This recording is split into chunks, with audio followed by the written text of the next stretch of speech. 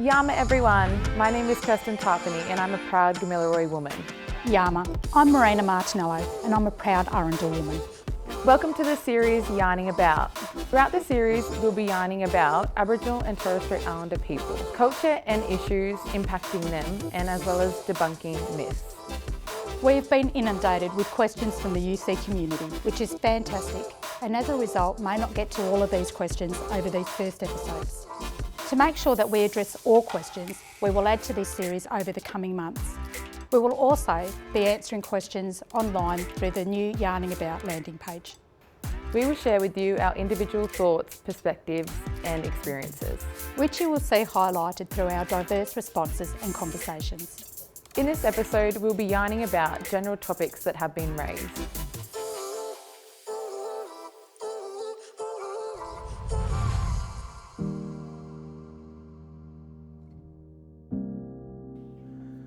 Alrighty, we'll just get into it, eh?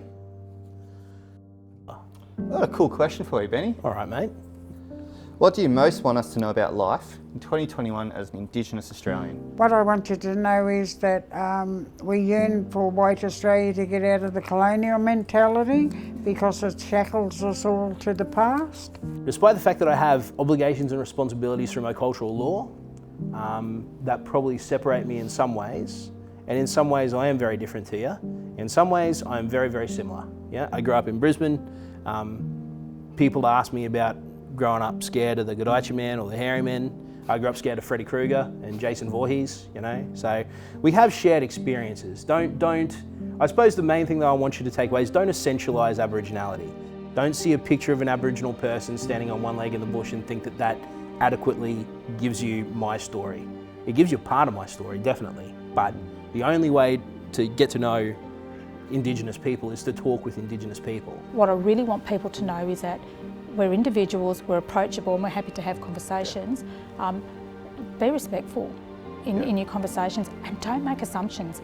Be open to challenging yourselves and your thoughts and things like that and having those conversations. That's how you develop and grow as people. I guess mine would be that, like, with the bringing them home report and the children being put into care, that's still an issue. That's actually an even bigger issue ever since that report, that it has increased. There was a study last year that showed an increase in that sort of thing. What I'd like you to know is that you don't know a lot about Aboriginal people, about our history, or Torres Strait people, our history. The unsavoury things, which is very much a part of what's made us who we are, me anyway. The rapes, there's murders, indiscretions. We don't talk about those things publicly. That's a shame thing. The government is embarrassed. All governments are embarrassed. Some of those acts have been carried out by good and honest men who would jump on their horses on a Sunday and go out for a nigger hunt and shoot the blacks in the area. This is not just me making this stuff up, these are facts, but we don't want to talk about that. The same things seem to be happening where that happened in the past. We're not valued by the mainstream, although it's not all the mainstream, we know that.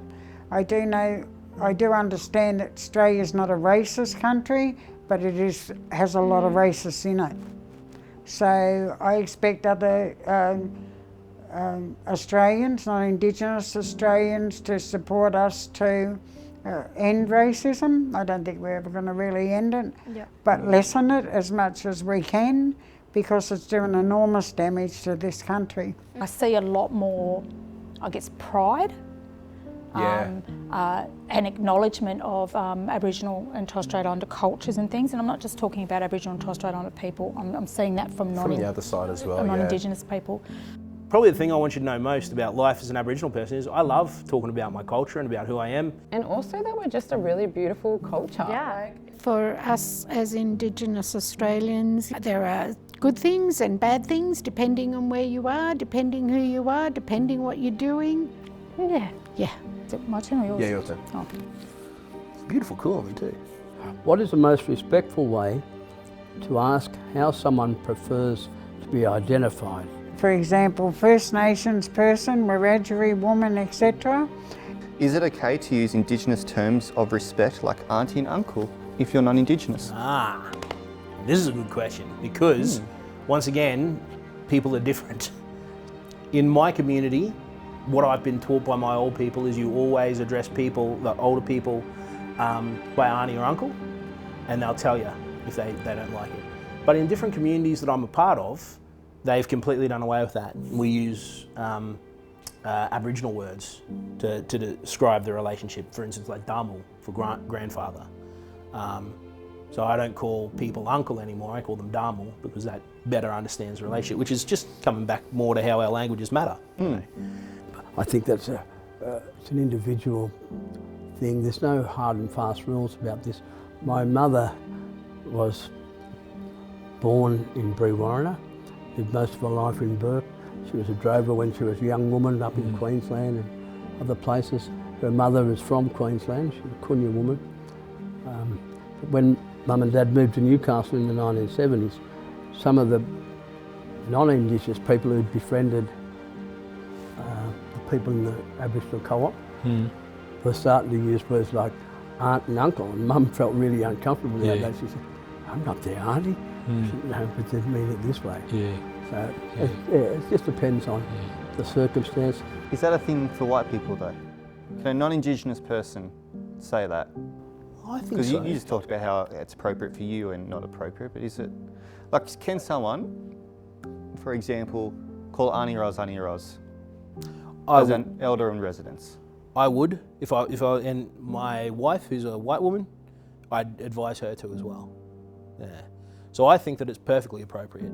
And again, this might come from that position of you trying not to be wrong, whereas that's not how you should be. There's no one respectful way, but again, the way that you react to being told you're being disrespectful is what's important. Have a go at it, but yeah, from my perspective, it's always respectful to start with auntie and uncle until someone tells you differently. My turn. Your turn. All right. Is it appropriate to ask an individual about their cultural heritage/identity? That is, if they identify as Aboriginal or Torres Strait Islander. Also, do you prefer Indigenous or is Aboriginal appropriate? I think identity is so individual. There's a sort of a government, if you like, three-part test. And you've got to have Aboriginal blood or heritage. You've got to be able to prove that. You've got to identify yourself as Aboriginal, and you've got to be accepted by the community as being Aboriginal. So that's the sort of a statutory sort of three-part test that we sort of use. So I think the standard thing is, I think what we accept is what mob do you belong to, and I think that's standard. But I think it's normal, it's okay for people to say, well, where are you from? What do you know? But then again, you know, we can say, Barkindji and Gamaragal straight away, we can snap it out. But I often wonder about all the other poor devils, you know, that are stolen generation who don't know where they're from.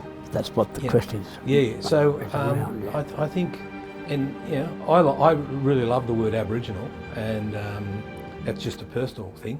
Some people like Indigenous, First Nation. You know what, I don't mind. People can ask me all they like. But as a very fair-skinned Aboriginal person, I don't get that question very often. Yeah, right. You know, because most people would assume that I've got no Indigenous heritage because I, you know, look white. Yeah, absolutely. So I don't get that question often, but if I do, I don't mind it at all. You know, it's on so many forms nowadays. You tick the box and all those sorts of things. For me, it's just that non-event sort of thing, so I really don't mind the question. But I do know a lot of other people aren't like that. If you can do your homework a little bit and refer to someone as who they are from where they come from, you know, a Ngunnawal person, an Aranda woman, Anangu even, which is a more generic term like Kuri or Guri or Nyunga, but the specific nation, and if you don't know what that is, it's really okay to ask. Yeah, it is. That question really wasn't born the moment the person wrote it. It had been in and around our history for a long time. Yeah. So words like Aboriginal were very derogatory in the 60s. Another word that, coming from Bourke, I found derogatory, I don't now, was being called black, being called a black, up black. At the same time, would be fighting about that stuff out in Bourke. Redfern All Blacks, Yeah. the Aboriginal people in Redfern had taken All Blacks as part of their identity. So in other words, I think to summarise it, we like being called So our tribal name. Yeah, well, Yeah, our skin names. I think it's not an easy question to answer because the answer will change according to the individual. It's best to go slowly with some of that stuff. Well, yeah, I think it's always appropriate to ask. Just be prepared if someone says, actually, I find that question really offensive, to be able to say, sorry, I didn't mean to offend you, I was curious. That's okay. The theme here, and I realise that we keep coming back to this, is that when you're asking questions, and I've worked in Indigenous spaces for my entire life, yeah? And part of the issue is that people want a silver bullet, or people want a direct response to something. Please tell us exactly what we can do, and there is no response. There's no way of doing it, you know? So you just got to get comfortable with trying your best and being wrong, and then critically, once you're wrong, learning from that mistake and trying different things. And being comfortable being uncomfortable too. Yeah. I think that's a big part of exploring this whole space. Even for me, that's a big part of it. There's no harm in asking someone about their identity and their background, and and if they prefer to be called Aboriginal. I mean, there's nothing wrong with all First Nations. I think that's a really individual thing. I think what I find really difficult, and I've had a couple of experiences where I've made the assumption that someone's Aboriginal because I've had a particular job. Yeah. And then I've been quite shocked that they're not. Yes. Because at any time in that conversation in the last few months, they could have told me. So I made the mistake of not asking them up front. I should have done that. And it's important to ask those questions and tease out about identity. And there's other people who, in history, who've thought they've been Aboriginal, and then they've done their family history and discovered they're not. And that's really tricky as well. So it's important to ask. All right. As Indigenous Australians, do you feel that your voices and opinions are being listened to by the current federal government when it comes to foreign policy? Do you see more of a role for Indigenous Australians when coming to dealing with foreign nations?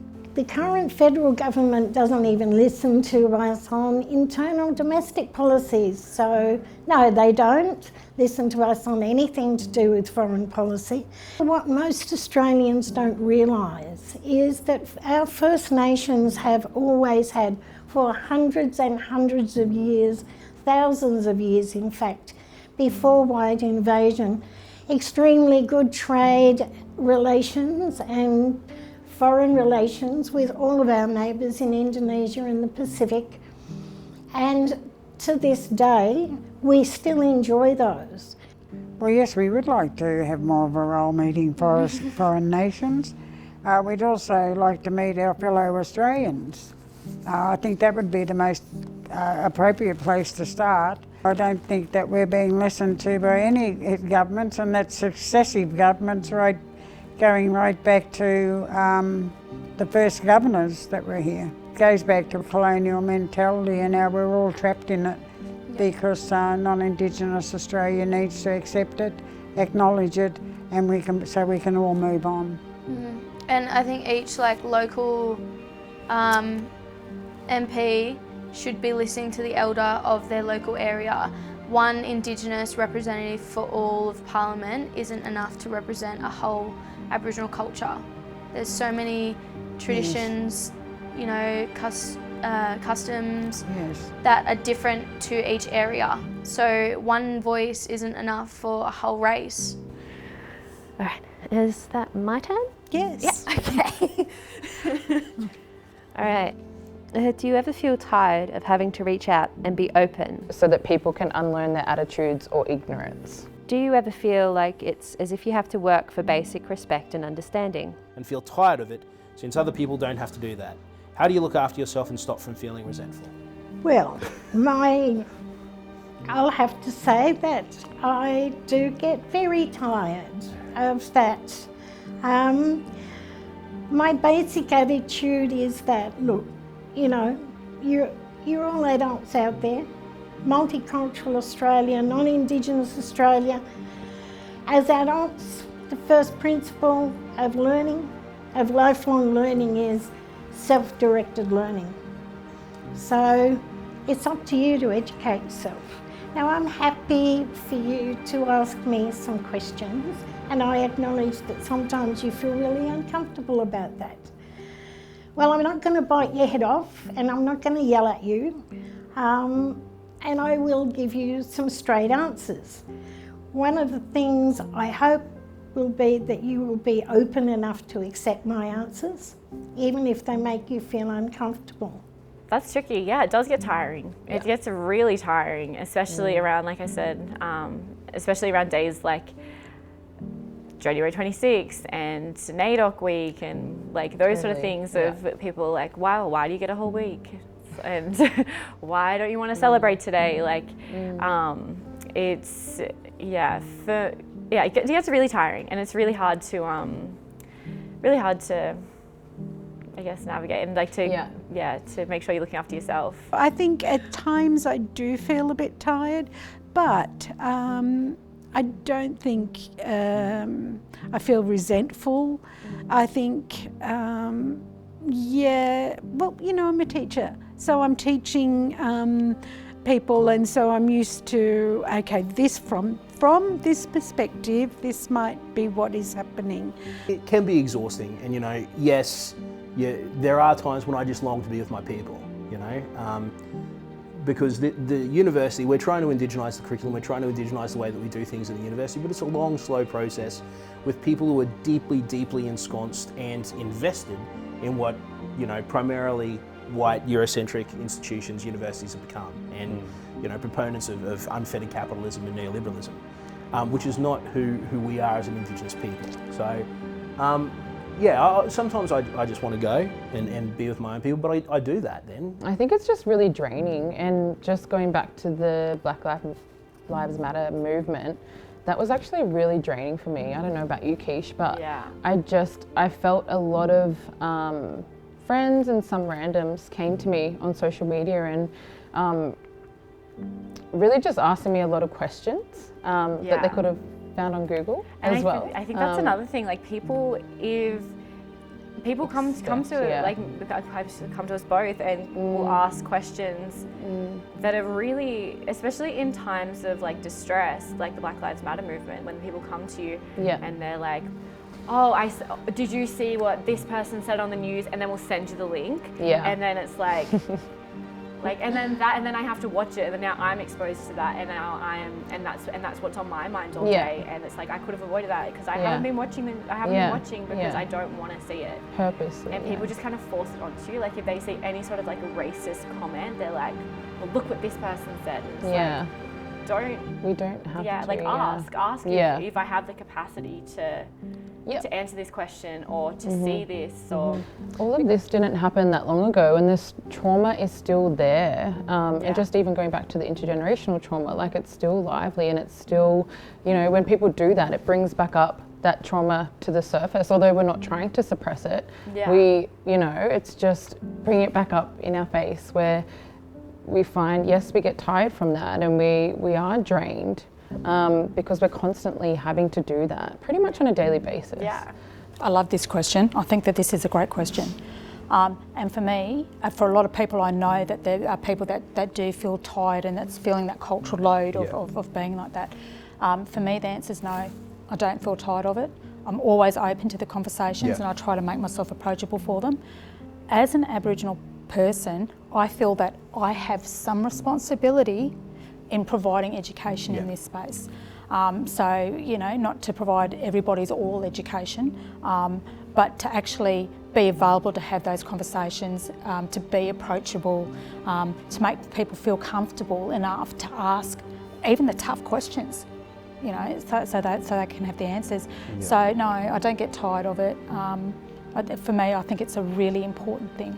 But we would like people to start thinking about asking the question of themselves, what can I do to inform myself first?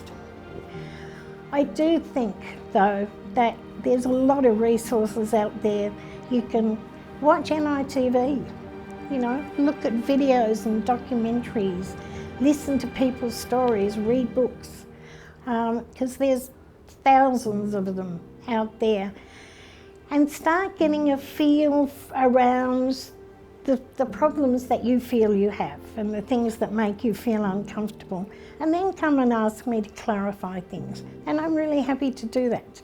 It's really, really important that people obviously ask questions, and like you said, we have that responsibility somewhat of providing that education. I will say I'm a little bit tired because I will tell people that I have that Aboriginal heritage, and they'll be like, "Well, you're not a black fella, so why how are you Aboriginal? You're literally white."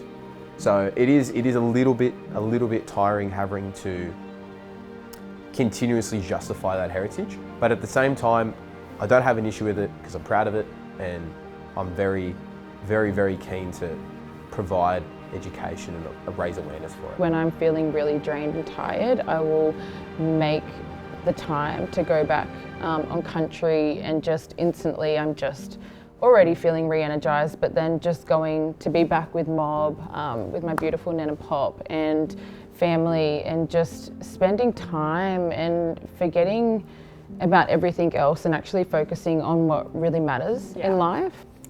For me, I get off social media. I even delete the app, so I'm just not tempted. Yeah. I don't turn on the TV, and I go and hang out with my mob. I love to be around my family. I love to just hang out with my cousins, and that makes me feel in a safe place. Yeah. To be around them. I go bush. I go bush with my brothers, with my uncles, my grandfathers. I go regularly, and then when I come back, I feel powered up again. It's me. I go play golf. Nice, bruh. Next question. Do you want to get the next question? Sure. Why is self-determination important to Aboriginal people? Really great question. Yeah, that's an awesome question. Yeah, it's a lot about taking control and having ownership and control over things, just everyday things that happen in life for Aboriginal people. So, self-determination means they can take control of their own health, their own education, their own input, all of that kind of thing. Really important. Self-determination means you can choose your own healthcare, you can choose where you live, you can choose where you work, and that you have the same rights in work, and that should be something that is available to all Australians. More often than not, the programs or the opportunities aren't always at your feet, but you might have to work just that little bit harder to achieve that goal or to do something that you really wanted to do. So to have that self-determination to go the extra step and achieve your goals is really, really, really important. I just want to do my mob proud, and I want to do them proud, and I want to do the people around me proud. And I think if I'm doing really well and I'm determined and I'm moving places, then I can bring my mob with me. Just kind of paving the way for the next, and walking the path that the generations before me have. That's right, yeah. And we're where we are today because of them. Yeah. So, and I hope to do that for the future generations to come too. Yes. Answer in the form of an analogy, okay? So self-determination is about giving people keys to the car and getting them in the driver's seat and go. Well, Aboriginal people for 120,000 years had the keys to the car, and we built the only sustainable society that has existed for that long on this earth. Orders of magnitude older than the pyramids. Our people have been here. In 200 years, since whitefellas have been given the keys to the car, non-Indigenous people in this country's been brought to the brink of economic, but more importantly, ecological and social collapse. Our communities are suffering, our people are suffering in various ways. So why is self-determination important? Because if you give people the keys back to the car and let them drive, maybe they'll take us to new places. Maybe they'll take us to better places. Yeah. All right, move on. Okay, right, moving on. Is it okay to ask someone how Aboriginal they are? No. No, it's not. No. No. It's a funny question because people ask me all the time, bro, you're white. What percentage Aboriginal are you? And then I always come home with 100% Aboriginal. Because, yeah, it's not a, I mean, like, if you want to look at it from a maths point of view, then you do you. But as far as I'm concerned, and know as far as you're concerned, and as far as any mob is concerned, they are 100% Aboriginal. That's exactly right. It's something that you are and something that you feel. So it's not a percentage of, oh, you know, my left leg from the knee down is Aboriginal. No, I'm an Aboriginal person, and you know, I equally accept and respond to and talk about my Italian heritage. Yeah. As well. So, you know, it is just something that I am. It's something that's a part of me. I think that probably stems back to like way back in the day, like with 100%. stolen generation and things of Yeah. like, that's where like the term half caste came from and things like that. And I think it's really kind of rolled over. Yeah. But people don't need to explain their identity to you. If they are Aboriginal and Torres Strait Islander, then that's what they are. What they are, yeah. I think we both know the answer to this one. No. Last question. Oh, you get the last one. I do get the last one. Lucky last. No, last question. Last question. What's the protocol for dealing with elders, especially if they don't get along with each other? I'll answer the first question, and that would be, if you're on campus, come to the Ngunnawal Centre and they will make an appointment for me to speak to you further about that. But that's the first step, I'd say, is the first protocol. And especially if they don't get along with each other, well, I do advise, don't act on your own emotions and take sides.